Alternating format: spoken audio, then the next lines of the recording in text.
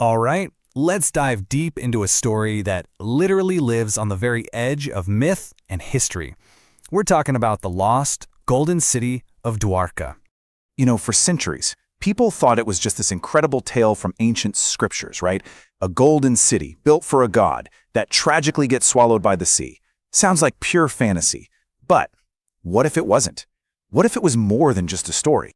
Okay, so picture this. It's 1983. A team of Indian archaeologists, they dive deep into the Arabian Sea. And what they find down there, it's not just rocks. No way. They find massive walls, huge stone blocks, structures that scream forgotten city. This discovery kicks off a quest that could literally rewrite ancient history as we know it. And just like that, this one single discovery forced historians and scientists to take a second look at a story they had, for ages, just brushed off as pure fiction. That ancient legend of a city completely lost to the sea. So, to really get why this is such a huge deal, we've got to go back. We need to understand the legend itself, a tale that starts nearly 5,000 years ago. So the story goes, according to ancient texts like the Mahabharata, that Lord Krishna needed a new home for his people. He asks the sea god for some land, and just like that, the sea pulls back, revealing this huge new territory. And on this reclaimed land, the divine architect himself, Vishwakarma, is brought in to build an absolutely magnificent capital. They called it Dwarka, which means the city of gates. And what a city it was supposed to be. I mean, the scriptures paint a picture of a literal heaven on earth. We're talking a massive, sprawling city with, get this, over 900,000 palaces made of gold and silver, covered in gems. It wasn't just pretty, though. It was a major, brilliantly planned seaport. It had advanced irrigation, lush gardens, busy markets, the whole shebang. It was a completely self-sufficient marvel. But, like all great stories, this golden age was doomed. The legend says it all started with a series of curses. First, a grieving queen, furious after the great Mahabharata war, she curses Krishna's entire clan to destroy themselves.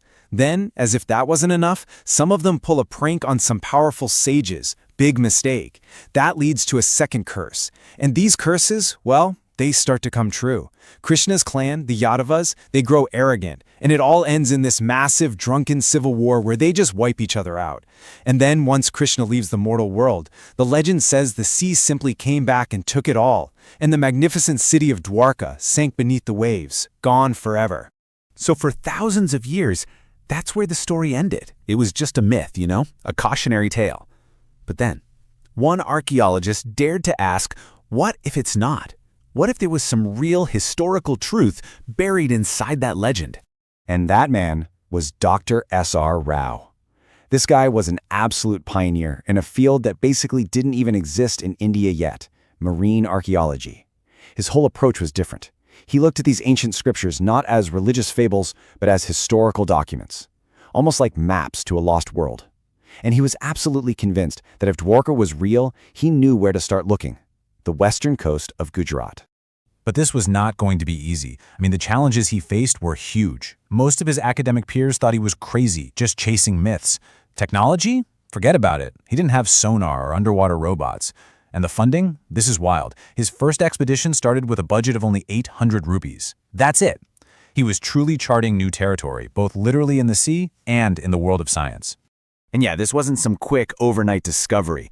This whole thing unfolded over decades. It started small, back in the 60s, with some digs on land. Then from 83 to 92, Dr. Rao himself led 12 of these incredible underwater expeditions. That's when they made the first big finds. Fast forward to the 2000s, and now they have high-tech sonar, mapping out these huge underwater ruins. And the story is still going.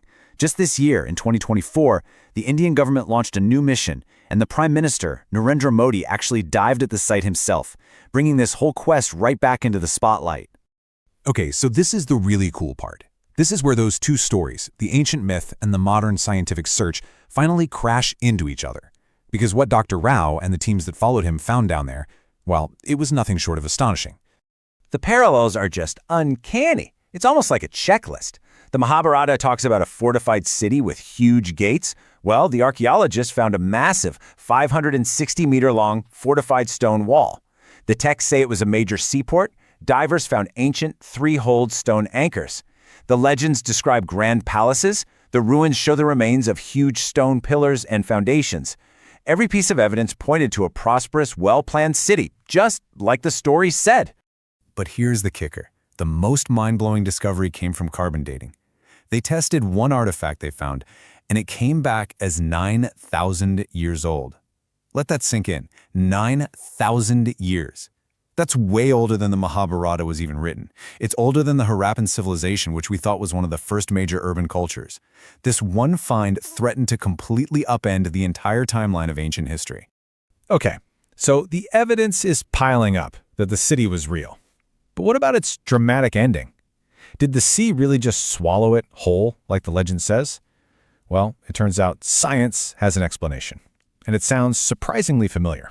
So scientists who study the Arabian Sea have found evidence of something huge. A rapid, massive rise in sea level that happened right around, you guessed it, 5,000 years ago. We're not talking about a slow, gradual change here. This was a powerful event. Maybe a tsunami, something totally capable of wiping a coastal city right off the map. The scientific timeline? It lines up perfectly with the legend. And this story is still being written right now. When Prime Minister Modi dived to the site this year, it wasn't just a photo op. It was this incredibly powerful symbol of how important the city is culturally and spiritually. The act of offering a peacock feather, a symbol of Lord Krishna, was like a direct tribute to this incredible heritage that's being reclaimed from the depths. When you step back and look at it, the whole story of Dwarka is this amazing example of how science and faith don't have to be opposites, you know? What was once believed because it was in the scriptures is now being backed up by sonar scans and carbon dating. Science isn't destroying the myth, it's actually giving it a foundation in reality.